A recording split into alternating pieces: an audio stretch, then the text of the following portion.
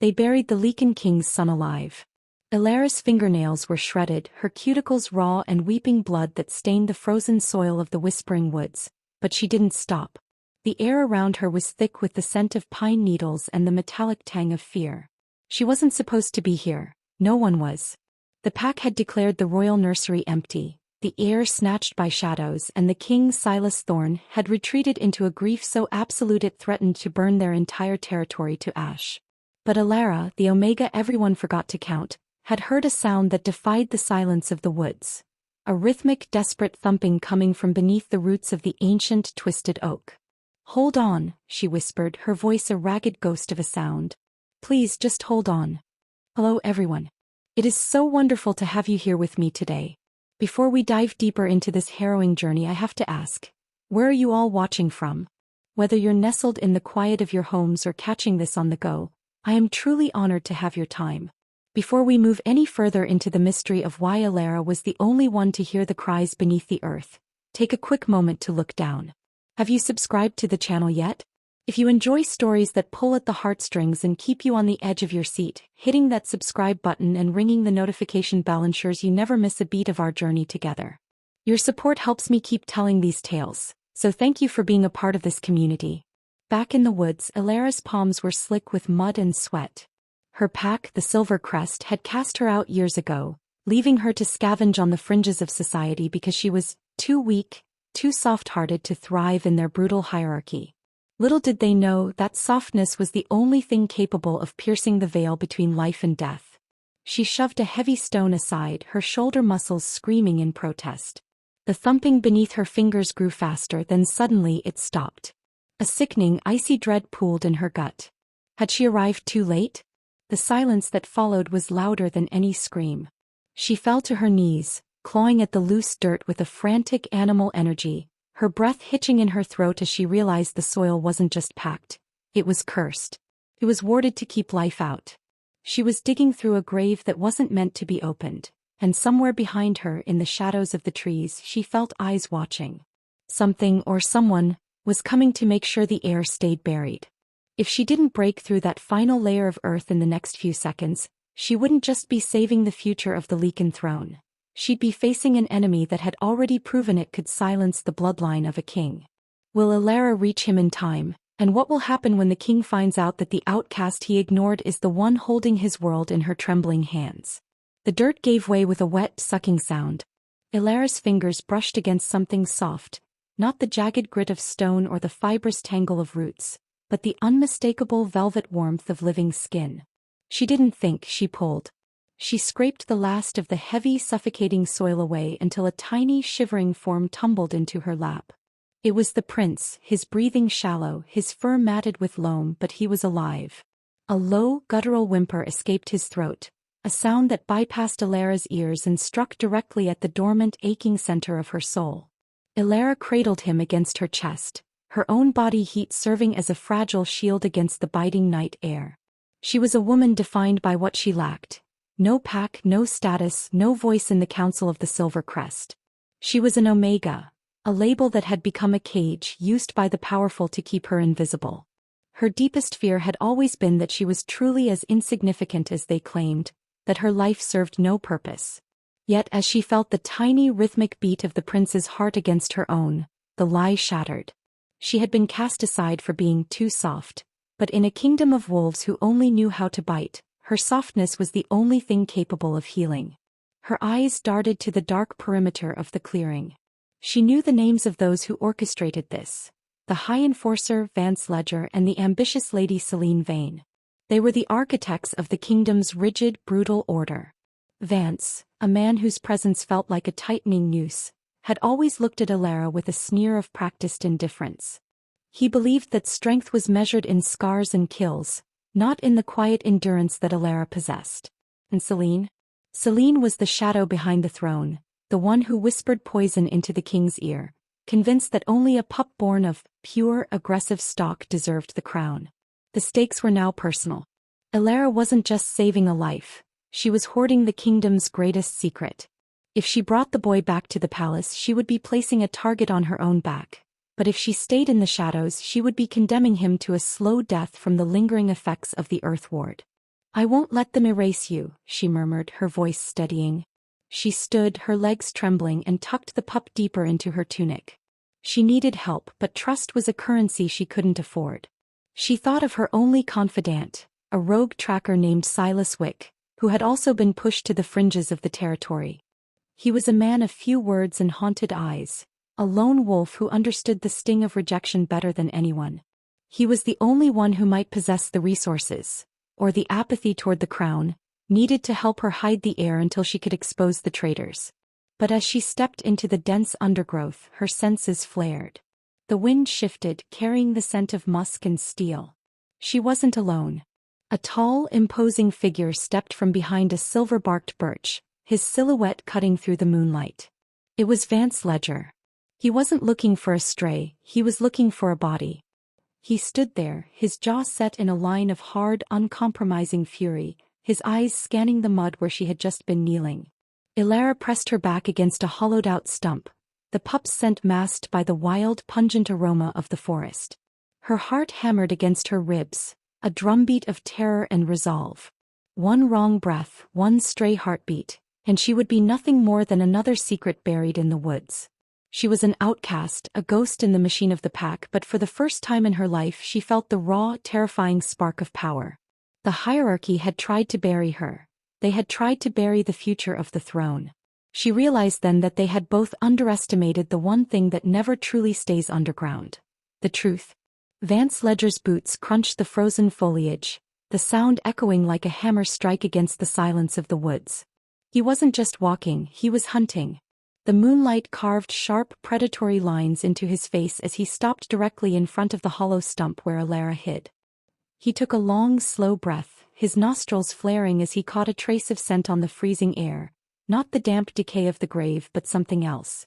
Something clean. Something royal. Elara squeezed her eyes shut, pressing the pup so tightly against her chest that she feared she might stop his heart. He had to decide. If she stood up, she surrendered the boy to the man who likely ensured his burial in the first place. If she ran, she was a fugitive, a traitor to the pack she once served, and a target for the most lethal hunter in the kingdom. The choice wasn't just hers anymore. It belonged to the heir sleeping against her erratic pulse. I know you're here, little stray, Vance growled, his voice a low, vibrating hum that made the very air seem to curdle. The earth doesn't lie, and neither does the scent of a pup that should be cold by now. In a blur of motion, Vance kicked the rotted stump, splintering the wood into 1,000 jagged shards. Elara was exposed, pinned by the intensity of his gaze. She didn't cower. She scrambled backward, her hands slick with mud and the pup's faint, lingering scent of ozone and starlight. "Step away from him, Vance," she shouted, her voice trembling but surprisingly loud in the stillness. Vance froze, his eyes widening for a fleeting second, not with fear but with a sudden, sharp recognition that shifted into something far more dangerous: obsession. He lunged, his hand reaching out not for her but for the bundle in her arms. Elara dodged, rolling into the mud and sprinting toward the thicket. She was fast. Omegas were often underestimated for their speed and agility, but Vance was a predator of a different caliber. As she sprinted, the trees blurring into a dark, suffocating tunnel, she felt a sudden, searing heat at her back. A burst of raw, untamed energy surged through her, a protective golden light that flared from the pup in her arms. The force hit Vance like a physical wall, throwing him back against a tree trunk with a thunderous crack. Elara stumbled, the light fading as quickly as it had appeared, leaving her gasping in the sudden darkness. She didn't look back, she knew she had only moments. She reached the hidden trail leading to the border of the territory but stopped dead. Standing there, blocking her path, was a figure draped in midnight blue velvet. Lady Selene Vane. Selene wasn't alone. Behind her stood two of the king's most feared guards, their eyes glowing with a dull, unnatural violet light. "Oh, you precious little thing," Selene purred, her voice dripping with a sweetness that chilled Elara to the bone. "You've gone and found something that doesn't belong to you. And now, you've made yourself a problem that only a grave can solve." Elara's world tilted. She was trapped between the brute force of the enforcer and the calculated malice of the High Council's favorite daughter.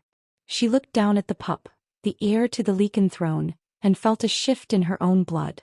A deep, agonizing and yet exhilarating connection flared within her, as if the royal bloodline were calling out to her own, recognizing a bond that defied all social status. She wasn't just a savior anymore. She was a guardian. She stood tall, wiping the grime from her face, her eyes locking onto Celine's. "He belongs to no one but the future," Elara declared, her voice suddenly devoid of fear. "And you will have to kill me twice before you touch him again." As the guards drew their blades, a howl tore through the night, not a call for the hunt, but a cry of sheer, unadulterated anguish. The king had arrived and he was hunting for his son's ghost. The air in the clearing vibrated with the raw, guttural power of Silas Thorne's arrival. The king was no longer a monarch. He was a storm of grief and fury, his eyes burning with the golden intensity of a true alpha. He crashed through the treeline like a collapsing mountain, the very earth trembling under his weight. He didn't see Elara at first. His gaze was locked on the silhouette of Celine Vane and the two guards standing between him and the spot where he believed his son had been laid to rest. "Step aside," Silas roared, his voice stripping the leaves from the branches. The sheer pressure of his command forced the guards to their knees, but Celine stood firm, a serpent coiled in the path of a predator. "High King," she purred, though her eyes flickered with a hidden, frantic malice. "There is nothing for you here but the echo of your loss. Leave this place before the darkness consumes what little honor you have left." Elara, crouching in the shadows of a massive pine, felt the pup shiver against her chest. His golden aura flared again, a faint, rhythmic pulse of warmth that synchronized perfectly with her own heartbeat. It was terrifyingly intimate. She realized with a jolt of panic that she was acting as a living conduit for the boy's fading life force. If she broke her focus, he would slip away. If she made a sound, she would be torn apart by the very king she was trying to save. Then she saw him. Silas Wick, the disgraced tracker, emerged from the brush behind her. He didn't speak. He simply placed a steadying hand on her shoulder. His touch was cold, grounding, and brought with it the scent of rain and wet stone. He had been watching, waiting for the perfect moment to intervene. "They don't know he's alive, Elara," he whispered, his voice barely audible over the king's roaring demands. "If you reveal him to the king now, Celine's guards will strike him down before you can take 2 steps. She has them primed for a kill. We can't just stand here while he suffers," Elara hissed back, her eyes watering. "The pup is dying, Silas. He needs his father's presence." "He needs you to be his shield," Silas corrected, his gaze hardening. "The palace is a nest of vipers. If we take him back, we walk into a war. But if we stay here, we are just prey." Across the clearing, the tension snapped. One of the guards, unnerved by the king's proximity, lunged toward the spot where Elara was hidden. Silas moved with the fluidity of a striking cobra, intercepting the guard mid-air. The sound of clashing steel shattered the night. Silas Thorne's head snapped toward their location. His golden eyes locked onto the spot where Elara was desperately trying to stay hidden. He smelled it, not just the forest, not just the rot of the grave, but the unmistakable, sweet and searing scent of his own blood. The king's expression shifted from pure, blinding rage to a bewildered, agonizing hope.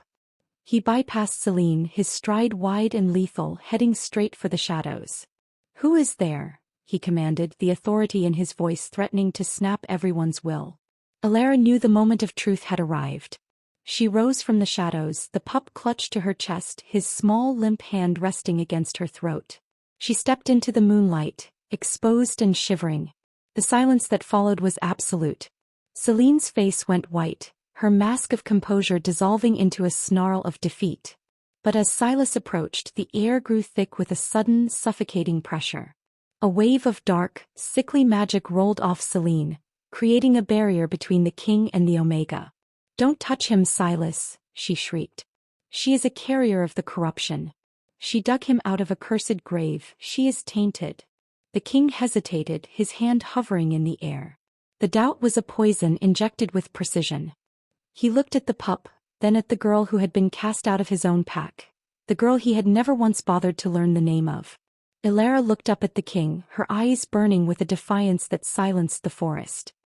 "He is dying because of what they did, not because of what I am," she said, her voice steady despite the trembling of her hands. "If you want your son back, you have to choose. the laws that made me an outcast or the life that makes you a king. The air between them crackled with the heavy ozone scent of a storm about to break. King Silas stood mere inches from Elara, his chest heaving, his golden eyes flickering wildly as they darted from the limp form of his son to the defiant dirt-stained face of the girl he had ignored for years. "Give him to me," Silas commanded, his voice a low, dangerous vibration. "If I do," Elara countered, her voice cracking with suppressed agony, "they will claim I poisoned him to finish what the earth started. Look at his skin, Silas. Look at the veins." She pulled back the frayed, mud-caked fabric of her tunic. Beneath the pup's pale, translucent skin, dark, vein-like tendrils of shadows were pulsing, rhythmic and hungry. They were actively feeding on his life force, pulling him back into the darkness of the grave. The king's breath hitched, a sound of pure, visceral devastation. He reached out, but as his fingers brushed the pup's fur, he recoiled, his hand searing with a black, necrotic burn. "It's not just a burial," Silas whispered, his voice trembling with a realization that shattered his royal composure. "It's a blood tithe." "Exactly," Celine sneered from the shadows, her voice no longer soft but sharp as a razor. She stepped forward, the guards flanking her with blades drawn.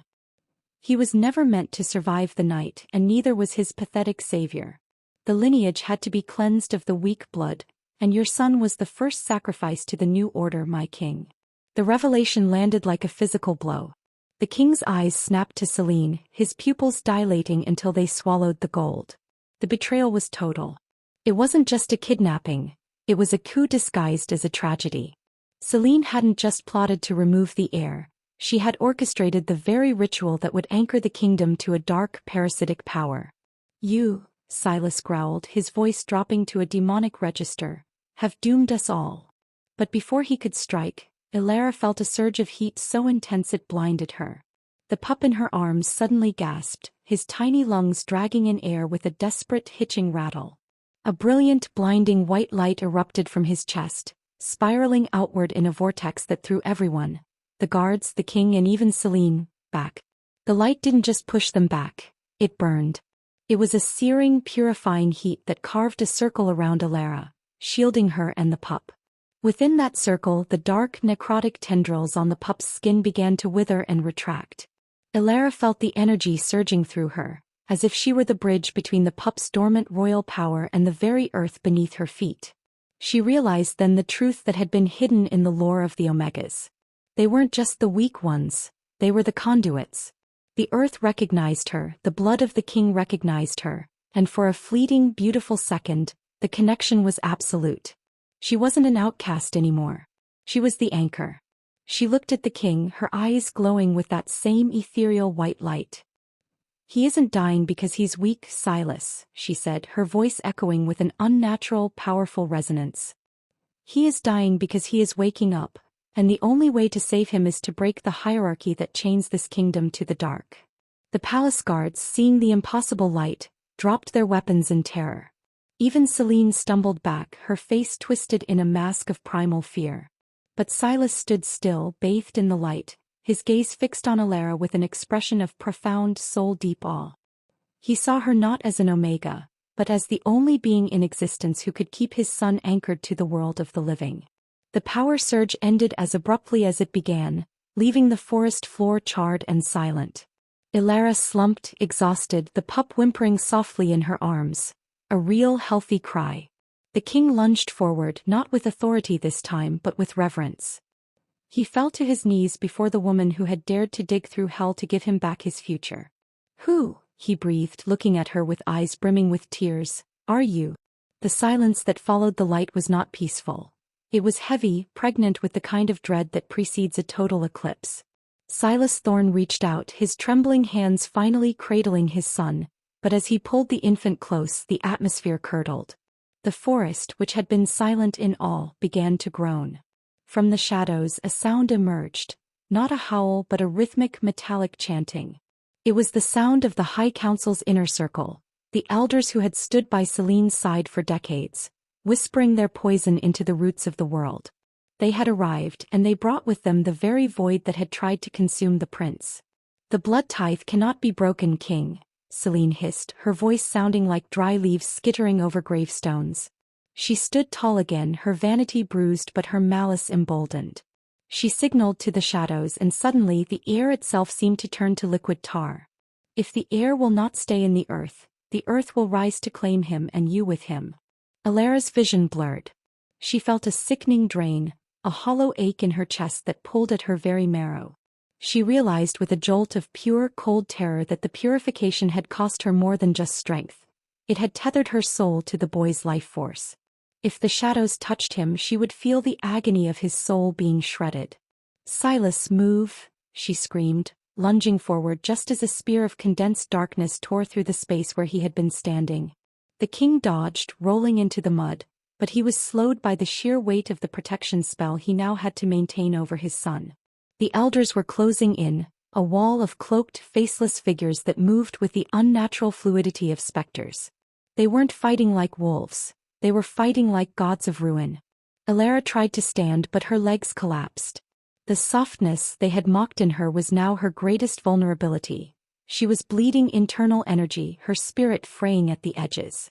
Silas saw her fall and let out a sound of pure primal grief, a howl that cracked the very trees. He tried to reach for her, but a lash of dark energy whipped across his back, sending him crashing into the roots of the ancient oak. "Father!" he roared, but there was no help coming. The Silver Crest Pack, his own people, stood frozen at the edge of the clearing, held in a trance of fear by the elders' dark influence. They watched as their king was cornered, his son's life flickering like a dying candle, and the girl who had saved him being dragged toward the yawning, jagged fissure opening in the ground. Celine walked toward Alara, her smile a thin, cruel slash of red. She knelt, grabbing Alara by the hair and forcing her head back. "You thought you were a hero? Just a battery girl. A vessel that we will drain until there is nothing left but a husk, and then we will return the pup to his grave." Alara looked up, her vision tunneling. She saw the pup, his eyes closed, his breathing erratic and shallow. She saw Silas, battered and broken, crawling toward her, his eyes pleading for a strength he no longer possessed. It looked like the end. The darkness was rising, a tide of shadow that promised to swallow the forest, the kingdom and every shred of hope they had fought for.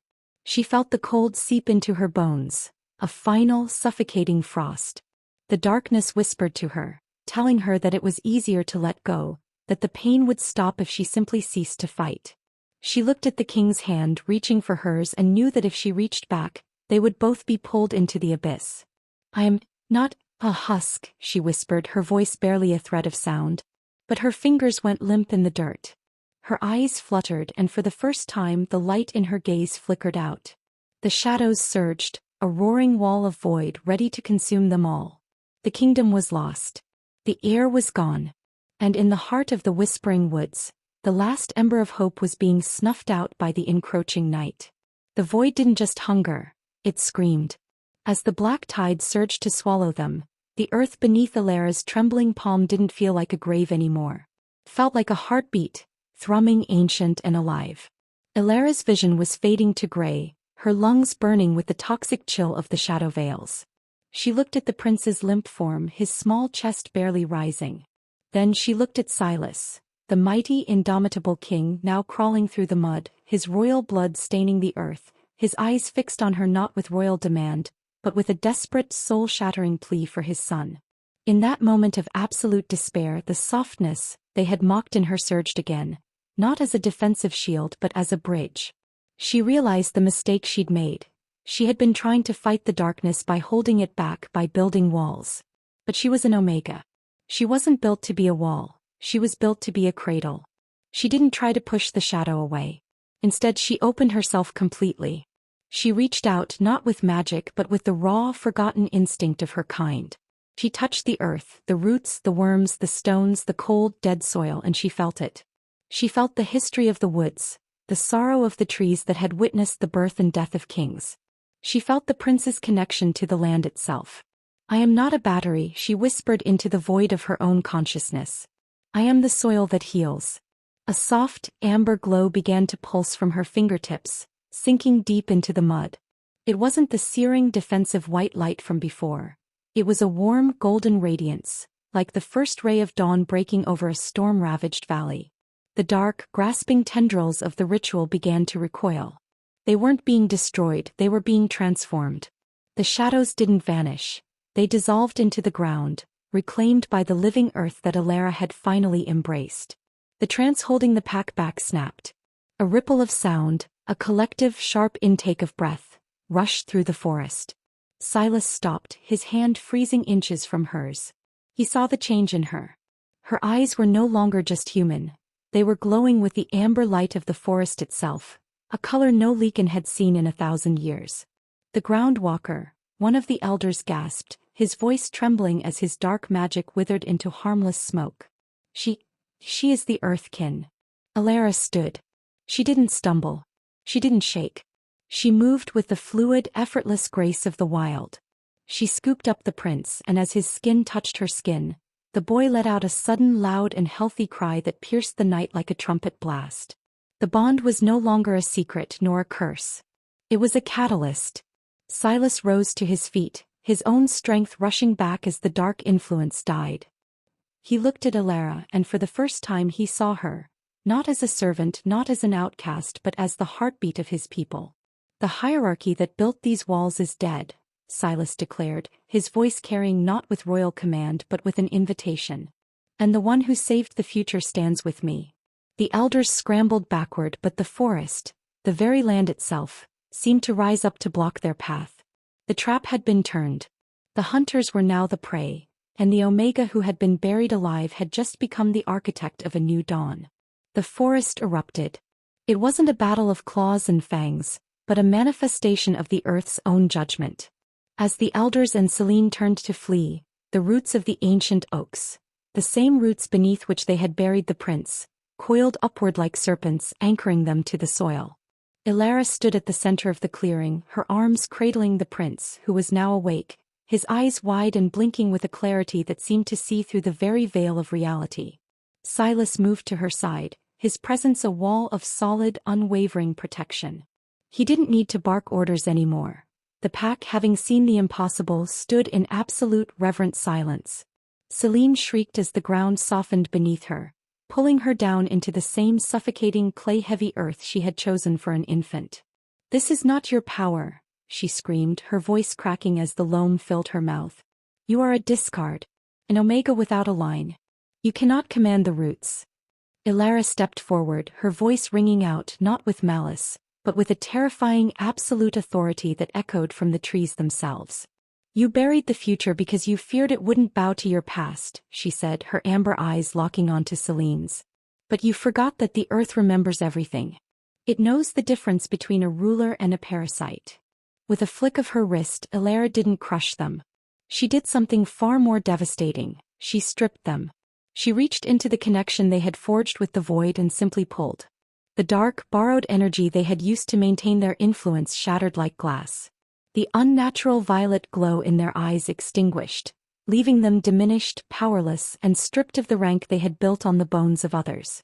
The final twist came not from the earth but from the prince himself. As Selene gasped for air, the infant reached out a tiny, soft hand toward the earth. A single, shimmering white flower bloomed from the soil, its petals glowing with a light that acted like a beacon. The surrounding forest, previously muted and gray with the elders' corruption, exploded in a cacophony of bioluminescent life. It was a revelation that silenced even the wind. The prince wasn't just a Lycan. The royal bloodline had been a myth to hide an even deeper, primordial secret. The child was a breach, a being capable of tethering the spirit of the woods to the heart of the kingdom. And Alara, by choosing to dig him out, had essentially become his protector, his Earth Mother by divine alignment. Silas looked at the boy, then at Alara. The hierarchy that had divided their people for generations had just been rendered obsolete. "The law of the claw is over," Silas announced, his voice vibrating through every wolf present. "From this night forward, the strength of this pack is not measured by the depth of a scar, but by the courage to heal what has been broken." He knelt, not to a god but to her. The king of the Lycans, the most feared predator in the realm, dropped to one knee before the outcast. It was a gesture that shattered the last remnants of the old world. As the pack followed suit, bowing their heads in a wave of fur and reverence, the darkness fully receded, leaving behind a moonlit clearing that felt like the beginning of time. The silence that followed the shift was the most profound peace Elara had ever known. The biting chill of the whispering woods had softened into a gentle spring-like breeze that carried the scent of blooming nightshade and pine. For the first time in her life, the forest didn't feel like a wilderness that had rejected her. It felt like a home that had finally recognized its own. Silas Thorne rose slowly, his gaze lingering on the infant in Elara's arms.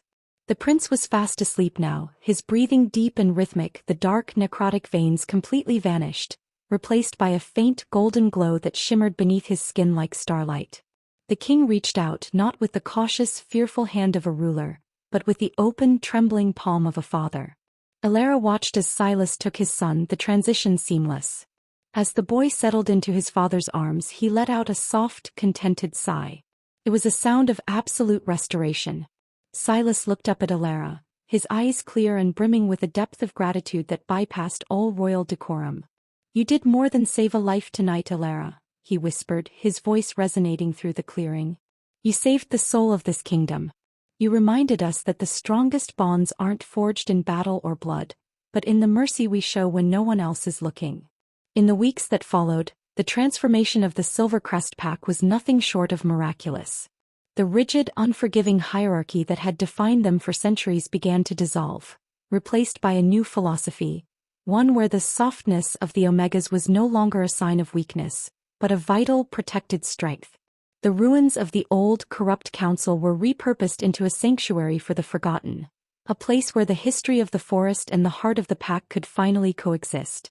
Elara found her place not in the shadows, but at the center of the change. She wasn't just an outcast anymore, she was the architect of their future, a beacon of the new dawn. Her days were filled with purpose, guiding the pack as they learned to listen to the earth rather than try to conquer it. And though she and Silas walked different paths, one the king, one the guardian of the land, there was a tether between them that defied explanation. Every time their eyes met, there was an unspoken understanding, a shared burden, a shared victory, and the quiet, budding promise of a love that had bloomed in the dark. As the sun began to rise over the horizon, painting the sky in hues of amber and gold, Elara stood at the edge of the royal gardens, watching the pack run beneath the canopy. The prince, now thriving and vibrant, played near the roots of the same oak where she had once dug with broken, bleeding hands. She had been the one who refused to let go, the one who saw life where others saw only the end. And now she was the one who would ensure that such darkness would never ever return. She looked into the camera, the invisible lens of her journey, and smiled, a genuine radiant peace in her eyes. It was a reminder that even the deepest, darkest graves can become the foundations for the most beautiful beginnings. Thank you so much for joining me on this incredible journey today. If you felt the weight of that transformation and the warmth of that victory, please leave a comment below. I'd love to hear what part of Elara's journey resonated with you the most. And if you haven't yet, make sure you hit that subscribe button and join our growing family. Your support is the heart of this channel, and I can't wait to share our next story with you. Until next time, keep your heart open even when the world tells you to close it. You never know when you'll be the one to save the future.